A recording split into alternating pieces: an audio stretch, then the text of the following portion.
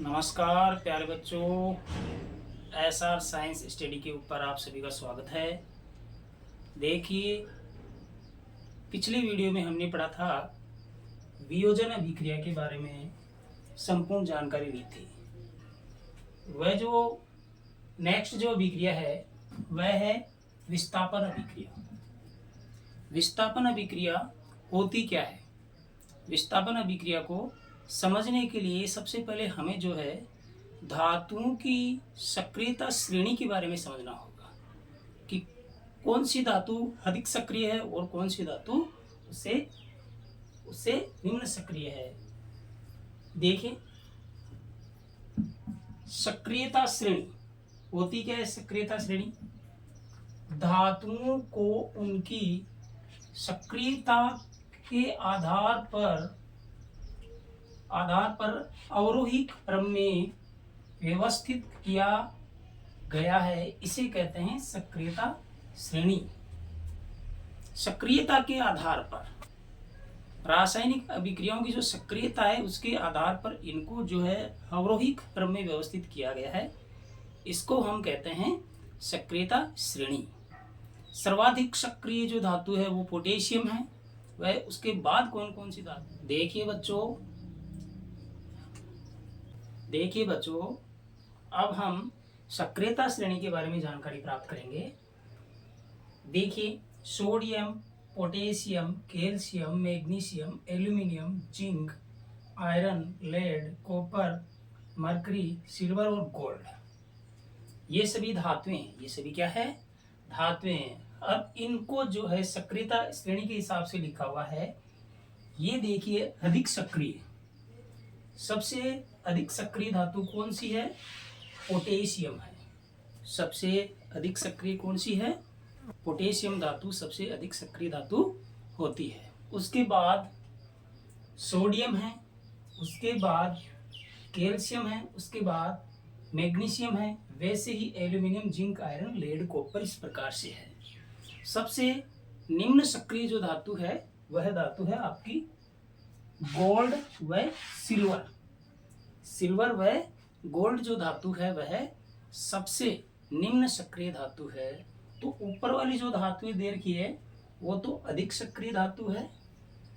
मध्य में ये जो धातुएं दे रखी है ये आपकी क्या है? मध्यम सक्रिय धातु है। नीचे वाली जो धातुएं दे रखी है यह क्या है? निम्न सक्रिय धातु है। अर्थात विस्थापन अभिक्रिया को समझने से पहले हमें जो है इन धातुओं की जो सक्रियता श्रेणी है वह याद करनी है। सबसे अधिक सक्रिय है पोटेशियम, उसके बाद sodium, calcium, magnesium, aluminium, zinc, iron, lead, copper, mercury, silver और गोल्ड। ये हमें याद करना है। क्यों याद करना है? क्योंकि विस्थापन अभिक्रिया के अंदर क्या होगा कि जो ज्यादा सक्रिय धातु होगी वह क्या होगी? अपने से निम्न सक्रिय धातु को विस्थापित कर देगी। इस कारण से हमें ये याद करना अत्यंत। विस्थापन अभिक्रिया को हम समझेंगे। देखिए, होती क्या है? वे रासायनिक अभिक्रियाएं जिनमें लवण के विलयन में कोई धातु अपने से निम्न सक्रिय धातु को हटाकर, कोई धातु क्या करती है? अपने से निम्न सक्रिय जो धातु है उसको उस विलयन से हटाकर अर्थात विस्थापित करके उसका स्थान ले लेती है और नए यौगिकों का क्या करती है? निर्माण करती है। इस प्रकार की अभिक्रियाओं को हम कहते हैं विस्थापन अभिक्रिया कहा जाता है। अर्थात वे रासायनिक अभिक्रियाएं जिनमें लवण के विलयन के अंदर कोई सक्रिय धातु अपने से निम्न सक्रिय जो धातु है उसको हटाकर उसका स्थान ले लेती है, अर्थात विस्थापित कर देती है और नए यौगिक का निर्माण करती है, इसे हम कहते हैं विस्थापन अभिक्रिया। सामान्य भाषा में यदि देखें तो जो ज्यादा सक्रिय है, अधिक सक्रिय है, वह क्या करेगी? अपने से निम्न सक्रिय जो धातु है उनको विलयन से हटा देगी और उनका स्थान ले लेती है। जैसे जैसे जैसे कॉपर सल्फेट के विलयन में हमारे पास में मान लो कि कॉपर सल्फेट का विलयन है इसमें यदि हम जिंक डाल देते हैं, कॉपर सल्फेट के विलयन में यदि हम जिंक डाल देंगे तो क्या होगा, जिंक जो है कॉपर की अपेक्षा अधिक सक्रिय है। इस कारण से क्या होगा कि जिंक कॉपर को इसके स्थान से हटा देगा, वह इसका स्थान ले लेगा, अर्थात विस्थापित कर देगा, स्थापित कर देगा। क्यों होगा ऐसा, इसलिए होगा कि जो जिंक है कॉपर की अपेक्षा अधिक सक्रिय है, इस कारण से इसके विलयन से यह आसानी से हटा सकता है। देखिए क्या प्राप्त होगा, कॉपर के स्थान पर जिंक आ जाएगा तो ZnSO4 प्राप्त हो जाएगा, और शेष जो कॉपर है वह निक्षेपित या बाहर हो जाएगा, अर्थात हमें प्राप्त हो जाएगा।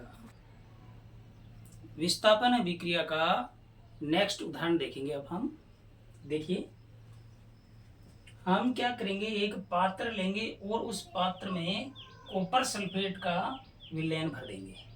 कॉपर सल्फेट के विलयन का जो सामान्य रंग होता है वह होता है नीला रंग। नीला रंग होता है कॉपर सल्फेट के विलयन का। कॉपर सल्फेट का विलयन लेकर के हम क्या करेंगे, उसमें लोहे की कील डाल देंगे, अर्थात कॉपर सल्फेट के विलयन में लोहा डाल देंगे, यानी आयरन डाल देंगे। तो देखिए क्या होगा, देखिए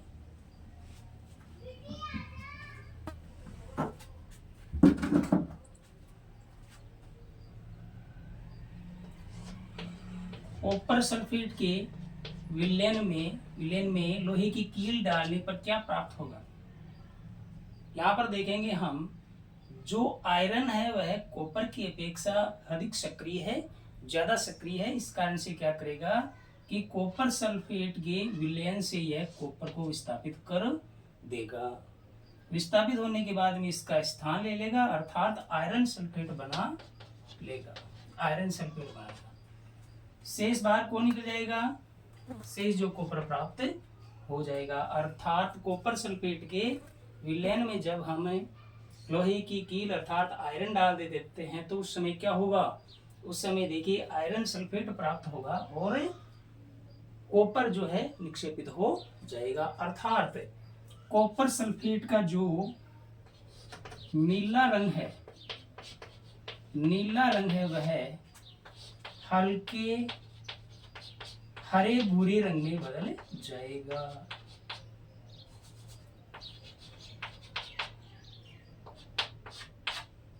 क्यों बदल जाएगा भाई, इसका रीजन ये है कि कॉपर सल्फेट के विलयन में जब हम आयरन डाल देते हैं तो जो आयरन है कॉपर सल्फेट की अपेक्षा अधिक सक्रिय होता है। इस कारण से कॉपर सल्फेट के विलयन से कॉपर को हटा करके क्या बना लेता है कि आयरन सल्फेट बना लेता है, अर्थात कॉपर का जो नीला रंग है वह गायब हो जाता है और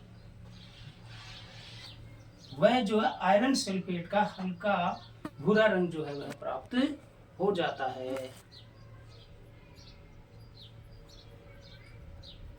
सामान्यतः एग्जाम में क्वेश्चन पूछा जाता है कि कॉपर सल्फेट के विलयन में लोहे की कील डाल देने से विलयन का रंग बदल जाता है, इसका रीजन क्या है। इसका रीजन ये है कि कॉपर सल्फेट के विलयन में जब हम आयरन डालेंगे तो उस समय क्या होगा कि आयरन जो है कॉपर की अपेक्षा अधिक सक्रिय है। इस कारण से वह क्या करेगा कि कॉपर के विलयन से कॉपर को विस्थापित कर देगा और आयरन सल्फेट बना लेगा। इस कारण से विलयन का रंग बदल जाता है। देखिए इसका, देखिए यदि कॉपर क्लोराइड के विलयन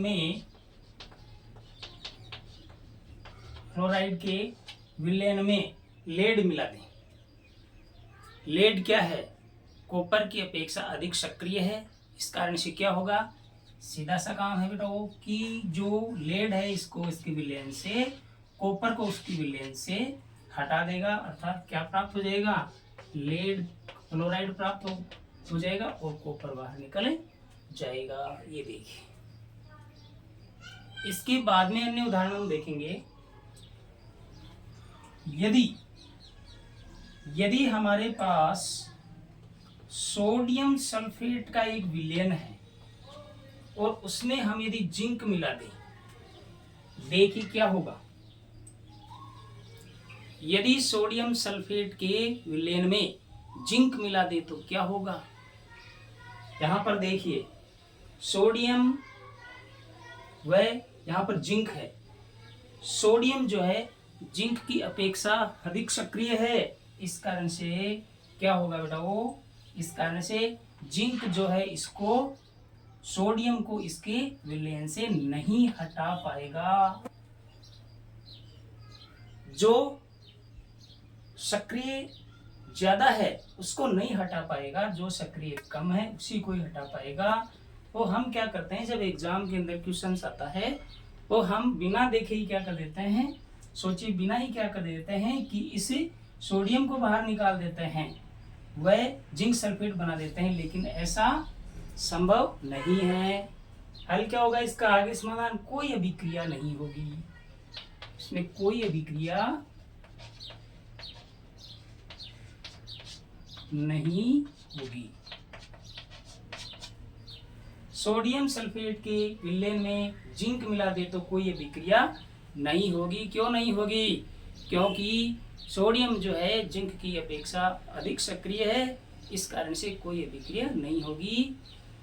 तो विस्थापन अभिक्रियाओं के बारे में हमने संपूर्ण जानकारी प्राप्त की है। तो देखिए वे अभिक्रियाएं जिनमें सक्रिय तत्व अपने से निम्न सक्रिय तत्वों को विस्थापित करके उसका स्थान ले लेता है, इसे ही क्या कहते हैं, विस्थापन अभिक्रिया कहा।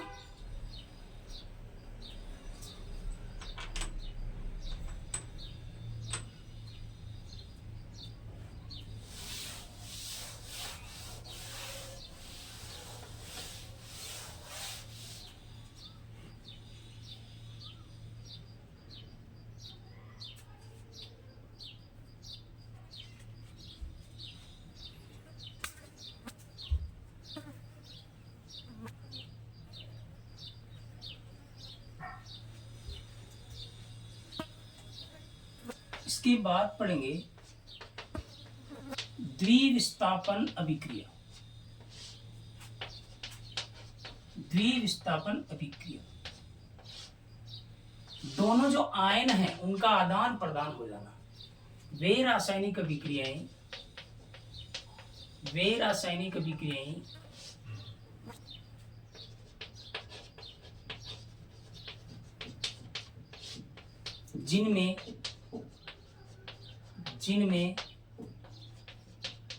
जिनमें एक आयनों के आदान प्रदान से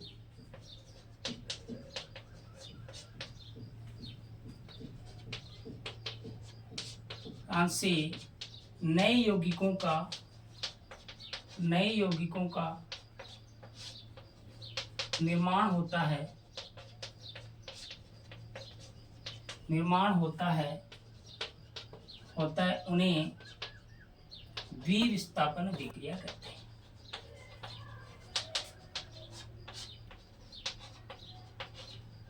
अभिक्रिया कहते हैं। वे रासायनिक अभिक्रियाएं जिनमें आयनों के आदान प्रदान से नए यौगिकों का निर्माण हो जाता है, उन्हें कहते हैं द्विविस्थापन। दोनों ओर आयन जो है चेंज हो जाएंगे एक दूसरे। जैसे सोडियम सल्फेट के विलयन में जब हम बेरियम क्लोराइड मिलाएंगे, देखिए उस समय क्या होगा, दोनों की जो आयन है उनका आदान प्रदान हो जाएगा। यह जो आयन है यहां पर आ जाएगा और यह जो आयन है कहां चला जाएगा, यहां आ जाएगा, अर्थात दोनों ओर विस्थापन हो गया है। यही तो है द्विविस्थापन। देखिए तो दोनों ओर जब आयनों का आदान प्रदान हो जाएगा तो क्या बनेगा, यहां पर देखिए Cl आ जाएगा। तो सोडियम की अभिक्रिया जब Cl के साथ में होगी तो NaCl प्राप्त हो जाएगा। ये प्राप्त हो गया NaCl। उसके बाद में बेरियम की अभिक्रिया जब सल्फेट के साथ में मिल जाएगा बेरियम, तो यह प्राप्त हो जाएगा BaSO4। जब सोडियम सल्फेट की अभिक्रिया बेरियम क्लोराइड के साथ में होती है तो NaCl बनता है, सोडियम क्लोराइड बनता है और बेरियम सल्फेट का श्वेत अवक्षेप प्राप्त हो जाता है। श्वेत अवक्षेप ये क्या होता है? ये जो अवक्षेप क्या होता है? अवक्षेप होता है अविलेय पदार्थ। ये होता है अविलेय पदार्थ होता है। देखिए हम क्या करेंगे, एक रखनली लेंगे, इसमें क्या करेंगे, सोडियम सल्फेट का विलयन लेकर के इसमें डाल देंगे बेरियम क्लोराइड। देखिए क्या बनेगा, हम देखेंगे कि यहाँ पर बेरियम सल्फेट का श्वेत अवक्षेप प्राप्त हो जाएगा। अर्थात बेरियम सल्फेट का जो है अविलेय पदार्थ प्राप्त हो जाएगा और जो नमक है यह नमक ऊपर की ओर आ जाएगा। ये देखिए जब सोडियम सल्फेट की अभिक्रिया बेरियम क्लोराइड के साथ में होती है तो इनके जो आयन है इनका आदान प्रदान होता है। क्या बनता है? यह बनेगा सोडियम क्लोराइड बनता है और बेरियम सल्फेट का श्वेत अवक्षेप प्राप्त हो जाता है। अर्थात अवक्षेप प्राप्त होने के कारण इन्हें अवक्षेपण अभिक्रिया भी कहा जाता है। देखिए अवक्षेपण अभिक्रिया, यह अभिक्रिया क्या होती है? वे रासायनिक अभिक्रियाएं जिनमें अवक्षेप प्राप्त होता है, उत्पाद बनने के साथ साथ में अवक्षेप प्राप्त होता है, यानी जो अविलेय पदार्थ प्राप्त होता है उसे कहते हैं अवक्षेपण अभिक्रिया। इसका उदाहरण देखिए, सोडियम सल्फेट के विलयन में जब बेरियम क्लोराइड मिलाते हैं वो बेरियम सल्फेट का जो है श्वेत अवक्षेप प्राप्त होता है। अर्थात यह जो है अवक्षेपण अभिक्रिया का भी एक उदाहरण है। देखिए ये जो निशान है वह क्या है? यह इस निशान का मतलब होता है अवक्षेप प्राप्त हो रहा है, कुछ शेष पदार्थ प्राप्त हो रहा है, अविलेय पदार्थ प्राप्त हो रहा है। तो वे अभिक्रियाएं जिनमें अवक्षेप प्राप्त होता है उन्हें अवक्षेपण अभिक्रिया कहते हैं। इसके बाद हम पढ़ेंगे उष्मा क्षेपी व उष्मा शोषी अभिक्रिया। देखिए उष्मा क्षेपी अभिक्रिया ये क्या होती हैं? वे अभिक्रियाएं जिनमें उत्पाद बनने के साथ साथ उष्मा का उत्सर्जन होता है उन्हें क्या कहते हैं? उष्मा क्षेपी अभिक्रिया कहते हैं। वे अभिक्रियाएं जिनमें जब उत्पाद बनता है तो उसके साथ साथ में उष्मा का उत्सर्जन भी होता है।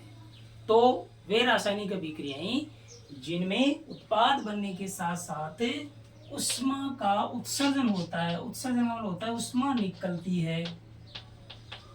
निकलती उष्मा, उनको हम कहते हैं उष्मा क्षेपी अभिक्रियाएं कहा जाता है। जैसे मेथेन का दहन हम करेंगे। देखिए CH4 plus O2 equal CO2 plus H2O plus उष्मा। मेथेन का जब दहन होगा तो उस समय उष्मा का उत्सर्जन होगा। तो यह क्या है? एक उष्मा क्षेपी अभिक्रिया का उदाहरण है। दहन, कोई भी दहन हो, जब दहन होता है तो क्या होता है? उष्मा निकलती है। अर्थात वे अभिक्रियाएं जिनमें उत्पाद बनने के साथ साथ में उष्मा का उत्सर्जन होता है उन्हें कहते हैं उष्मा क्षेपी अभिक्रियाएं। जैसे अगला उदाहरण भी देखें, श्वसन भी क्या है? एक उष्मा क्षेपी अभिक्रिया है। श्वसन भी क्या है? एक उष्मा क्षेपी अभिक्रिया है, क्योंकि जो हम आहार लेते हैं वो होता है कार्बोहाइड्रेट।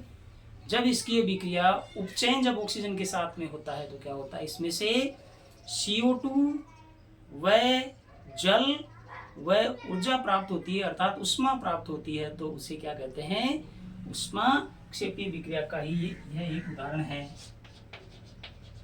वनस्पति का सड़ना भी क्या है, एक जो है उष्मा क्षेपीय विक्रिया का ही एक उदाहरण है। तो वे रासायनिक विक्रियाएं जिनमें उत्पाद बनने के साथ साथ में उष्मा का उत्सर्जन होता है अर्थात उष्मा निकलती है, इनको हम कहते हैं उष्मा क्षेपीय विक्रियाएं कहा जाता है। इसके बाद हम देखेंगे उष्मा शोषीय विक्रिया। स्पष्ट है, शोषी का मतलब क्या होता है, अवशोषण अर्थात लगना। उष्मा क्षेपीय विक्रियाओं में तो उष्मा का उत्सर्जन हो रहा था अर्थात उष्मा निकल रही थी, लेकिन यहाँ पर क्या होगा, उष्मा लगती है। तो वे अभिक्रियाएं जिनमें उत्पाद बनने के साथ साथ उष्मा का अवशोषण होता है उन्हें कहते हैं उष्मा शोषीय विक्रियाएं कहा जाता है। किसी भी रूप में हो सकता है, सूर्य का प्रकाश हो, चाहे तापमान हो, किसी भी रूप में यदि उष्मा लगती है, ऊर्जा यदि लगती है तो वह क्या है, उष्मा शोषीय विक्रिया का। ब्रोमाइड को यदि हम सूर्य के प्रकाश में रख दें तो देखिए सिल्वर ब्रोमाइड क्या करेगा, सूर्य का प्रकाश लेकर के अर्थात उष्मा का अवशोषण करके क्या बनाएगा कि अपना रंग बदल जाएगा और सिल्वर प्राप्त हो जाएगा, दूसरा रंग का हो जाएगा और ब्रोमीन जो है वह बाहर निकल जाएगा। तो यहाँ पर जो है उष्मा लगती है अर्थात यहाँ पर सूर्य का प्रकाश जो है लगता है, इसी कारण से इसे कहते हैं उष्मा शोषी अभिक्रिया। तो वे विक्रियाएं जिनमें उत्पाद बनने के साथ साथ में उष्मा लगती है, उष्मा का शोषण होता है, उन्हें कहते हैं उष्मा शोषीय विक्रियाएं कहा जाता है। ये जो रासायनिक विक्रिया है इसका जो उपयोग किया जाता है, इसका जो उपयोग है वह है श्याम श्वेत जानते हो, ब्लैक एंड व्हाइट फोटोग्राफी में भी किया जाता है।